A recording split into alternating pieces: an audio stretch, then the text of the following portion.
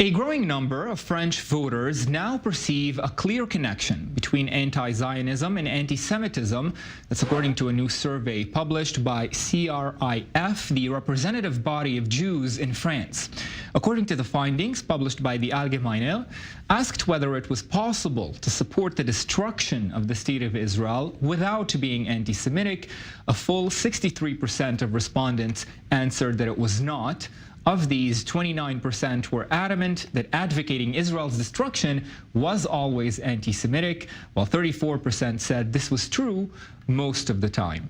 Joining us now in New York is David Affoun, the editor-in-chief of the Allgemeine. Thank you, David, for being with us this hour. First of all, tell us what, in your view, do these numbers mean?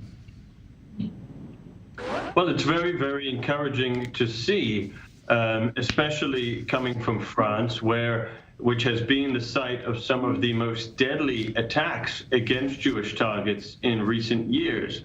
In fact, this poll itself was published on the anniversary of the tragic and brutal anti-Semitic murder of Ilan Halimi a number of years ago.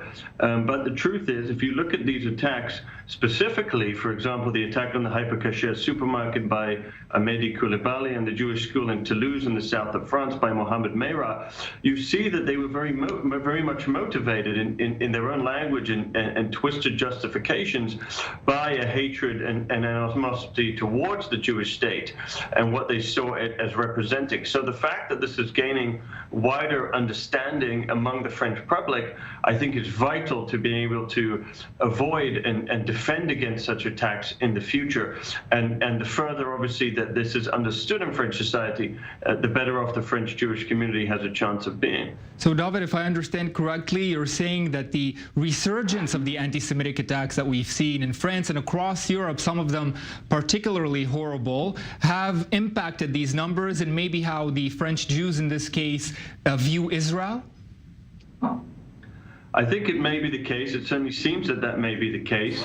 But what is certainly important to understand is that the most brutal attacks and a great deal of the most horrific offenses that we have seen across the continent, but especially in France, have been driven by anti-Zionist anti-Semitism. You know, a relatively new and unique brand of anti-Semitism that has been taking hold across the globe and really in many ways has been driving the rise in anti-Semitism that we've been seeing across the planet. From what we know, David, do these numbers representing the Jewish community in France differ dramatically from Jewish communities elsewhere in Europe? The truth is, I don't know, because I haven't seen similar polls that have been studied, that have been published. This is, interesting and unique, the particular angle and focus that they have taken. But what I can say is that it really draws a line under efforts that we have seen in other places in Europe and frankly around the world about this battle over the IRA definition of anti-Semitism, which we discussed last week, the International Holocaust Remembrance Alliance definition of anti-Semitism, that specifically identifies examples of anti-Zionist anti-Semitism.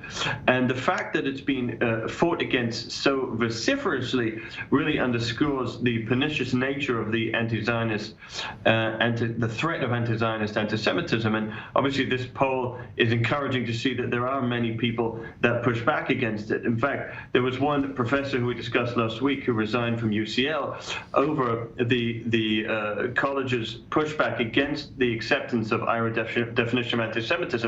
And what he wrote in an op-ed for the Allgemeine this week is that there's nothing inherently controversial about the IRA definition, and the fact that it succeeds in annoying people to such an extent that they devote their time to campaigning against it confirms precisely how much we need it. And I think these poll numbers again also show us how important it is and how central it is, and how important it is to keep that message of educating the public into understanding what anti-Semitism, the face of anti-Semitism, the ugly face of anti-Semitism, looks like today.